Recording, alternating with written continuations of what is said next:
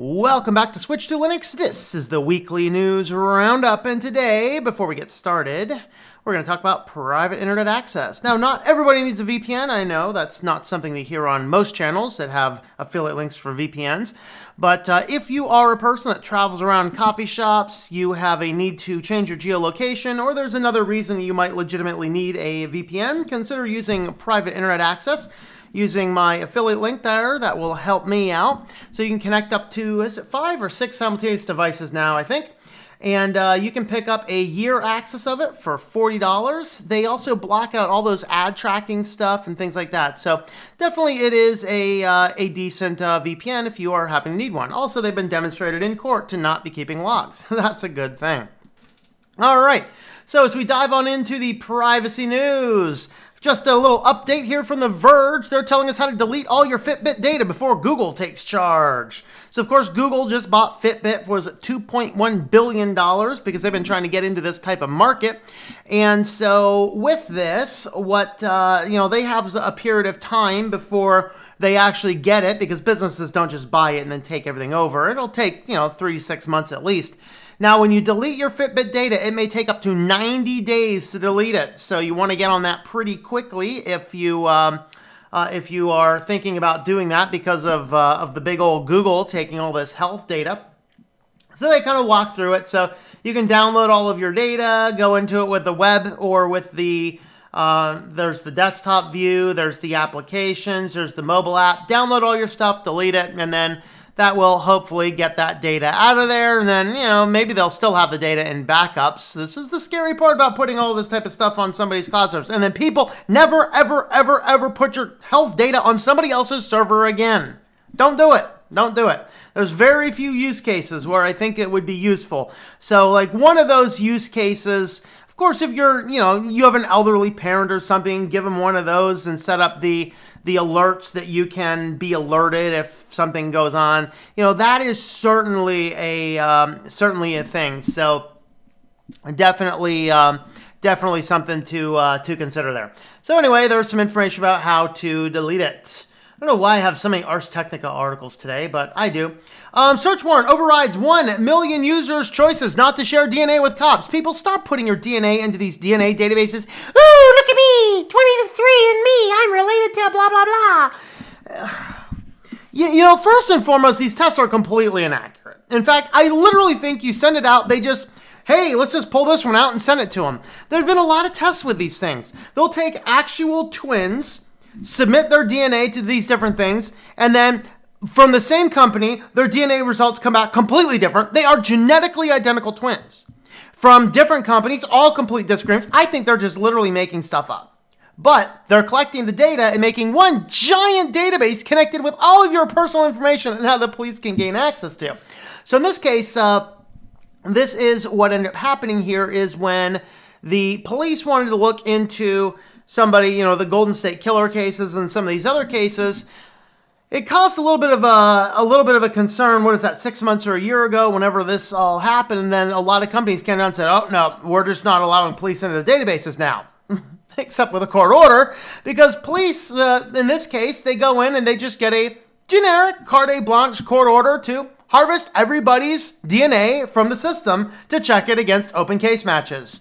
So don't share your DNA with any of these companies because this is all allowing them to grab it and scoop it all up and do whatever you need to do with it. Really.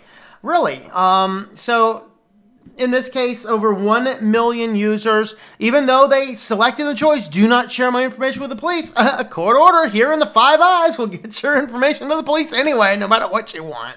So consider that. Don't submit your DNA to those things.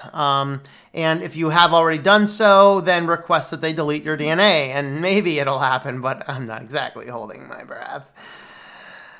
No, I am. Okay, never mind. This is ludicrous. All right. A former Twitter employee, I almost said Twitch, Twitter employee charged with spying on users for the Saudis. So this is... I'm always warning you, even if the company has the greatest security policies in the world, we still have a little issue with the fact that employees can access this data. Maybe it's IT guys, and there's no way that you can have a system that nobody can access. I guess maybe I take that back. There is. There's things like cloud storage systems that are encrypted. If you encrypt it on your end and submit it out, they can get the data, but they can't decrypt it. I mean, they could run it through a supercomputer or something if they really wanted to and get a decryption key. But one of these things to remember is that even if the company has the best ever policy, the data can still be leaked out. And here we have 2 articles that both came out this week talking about more issues where people, employees at a company, utilize the data to do nefarious deeds. This first one was spying for Saudi royals. So in this case with Twitter, some employees were working for Twitter and they were basically giving backdoor access to individual specifically targeted people. So in other words, it was very directed. The hacker would have to get in there and specify who exactly they wanted to. But this was a Saudi employee who started working for Twitter and had access to all this information and started using this to spy on the people. So be aware of that. Be aware of that data can. And I don't know which one's worse, that one or this one. A Trend Micro employee was also caught harvesting data. This one was a whole lot less targeted, was just grabbing and downloading data and selling it to all of those support scammers that keep calling you on the phone.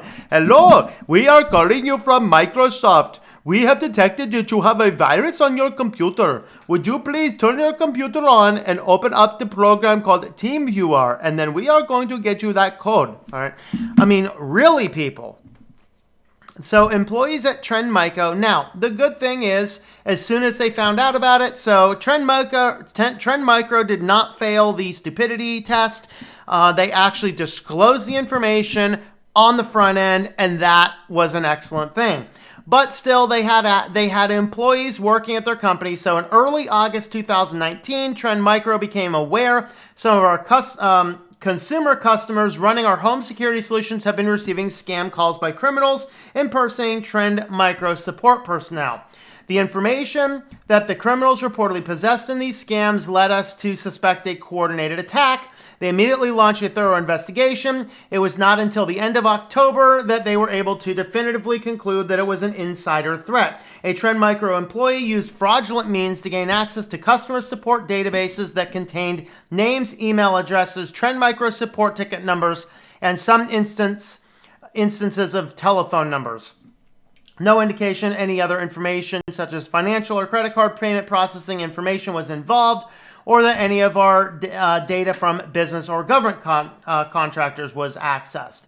Now, what ended up happening is these scammers got it, but of course, once it gets into one scammers, they all trade the information out. So another case of an employee at a company, these guys, at least they acted quickly. Hey, it's the beginning of November. They disclosed it very quickly after it was done. So it gets the bill of support for saying, hey, at least they took a good action on it. They reported it pretty quickly. So we can't fault that. I mean, what do you really do? You can't ever have a guarantee that, anybody you hire will or will not do anything nefarious. So these guys at least did a good job. They worked with officials. They disclosed it very quickly and dealt with the issue. So kudos to you, Trend Micro. I like that, but it's just another warning. Be careful because this type of data can be used. All right. Researchers can hack Siri, Alexa, and Google Home devices by shining lasers at them. So this is an interesting attack because the type of microphones that these do, of course, microphones work on vibrations. So certain low energy emitting lasers can trigger the same signals. And so what they were actually able to do is utilize lasers up to 360 feet. Since the devices do not do any authentication, they were able to trigger and pass any commands on for the purpose of opening doors, getting information, or ordering unicorn meat. Hey, Alexa, order unicorn meat. Confirm. All right. So basically, they were able to brute force PIN numbers, do a whole lot of other things from a variety of different tests. And they actually have, I have a few videos here where you can get these. So you can get all of the articles I've linked on switchedtolinux.com. There will be a link to the thing in the description here. And you can actually see the videos, see what they're doing. So here they're hacking a Google through an open window or through a window to open up the garage door. So, there's fun stuff. Here's a long distance injecting, okay, Google, what time is it to Google Home by shining a laser from 110 meters away. This is pretty incredible stuff. And just another thing, if you have one of these devices, you want to get rid of that. That's not good, yo. That's not good. All right, on to our feature story today. Yet another Alexa device is being summoned into court to see what information it has about a most bizarre murder involving a spear. When we're talking about Amazon, we're not talking about people who run around killing each other with spears. We're hopefully talking about civilized societies. But in this case, there was a husband and wife. They got into some feud and controversy, and this guy had a spear by his bed, and he ended up being killed by his spear. Or she was, I forget. Somebody was killed by this spear at the foot of the bed, and the police come in and look at the scene. They're like, what's going on? And they're like, I don't know how the spear got in the middle of her chest, man. But there's an Alexa in the room. So they subpoenaed Alexa. Alexa, tell us what you heard for the last 24 hours. Yet another case of an Alexa. It's like, what are they expecting? This Alexa saying, oh, where's my spear? I need my spear to spear this woman, Are they looking for that? I don't know. I don't get it. But the point is, guys, that these things are perpetually listening. Remember that an Alexa device was used to gain access to information that was used in a criminal prosecution, okay?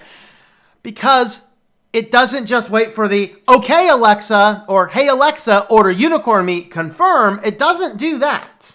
It doesn't do that at all. What it does is it's constantly listening, and anything it hears gets sent up to a server for processing. They only keep the things on your account publicly visible to you when you say the wake word. And so the Alexa police in Florida are investigating whether they have stumbled on a silent witness to a possible murder and are trying to get the truth from her. Sylvia Galvio Crispo, 32, was killed by a spear to the chest in the home at Hallandale Beach, Florida, north of Miami in July, which her husband, Adam Crespo, 43, has portrayed as a mysterious event. Honestly, sir, I have no idea how the spear got lodged in her chest. But police believe the Amazon Echo smart speaker devices in the home, known as Alexa because of the common wake word used to activate them, may have heard and recorded something relevant during the fatal altercation when the couple argued after a night out. It is believed the evidence of crimes, audio recordings capturing the attack of victim Sylvia Crespo that occurred in the main bedroom, may be found on the server maintained by or for Amazon. Police wrote in a legal filing. Adam Crespo is charged with second-degree murder. Second-degree? Like, this is interesting. Like, first degree is you have intentions to kill somebody. Second degree is it's an accident. How do you accidentally spear your wife to the chest? Can anybody tell me your answers to that in the comments? How do you accidentally spear your wife to the chest? I don't know. That doesn't make any sense. But anyway, we did receive recordings and are in the process of analyzing the information that was sent to us, they say, so Amazon gave them this information. When police were called to the home in July, they found Sylvia Crespo bleeding profusely with a friend of the woman who had been out with the couple trying to save her life. Adam Crespo said the spear had snapped during the altercation and the 12-inch blade had somehow pierced his wife's chest. He pulled the blade out, hoping it was not too bad, but she died. The friend said she heard the couple arguing but did not know what it was about. Investigators now wonder if there was a chance Alexa was woken at some time during the incident and recorded anything useful to getting out to the bottom. I gotta reread that. Talk. I can't read today. And recording anything useful to getting to the bottom of the woman's gruesome death. Items using smart technology, often known as Internet of Things, do have certain capacity to eavesdrop in some circumstances and have come up in criminal cases before, and he's on bond, whatever. some interesting points to make here. Number one, remember that Amazon is also the company working with Department of Defense and police forces and all these other things. How do we know that Amazon is not collecting data from these things routinely and just having a database for police? I mean, they did seem to get information to the police pretty quick. That's a little questionable. And so basically we have a situation here where people are putting these own little recording spy devices in their house, and they're being used. Now, it's bad that somebody got murdered, and I hope they get to the bottom of it. I mean, to me, it's like, how do you accidentally stab your wife in this? Like, what were you doing with a spear that the spear snapped in the middle of an altercation that your wife ends up dead? Do we need an Alexa for this device? I don't know. I don't know. Let me know your thoughts on all this in the comments down below, and don't forget, hey Alexa, order unicorn meat, confirmed.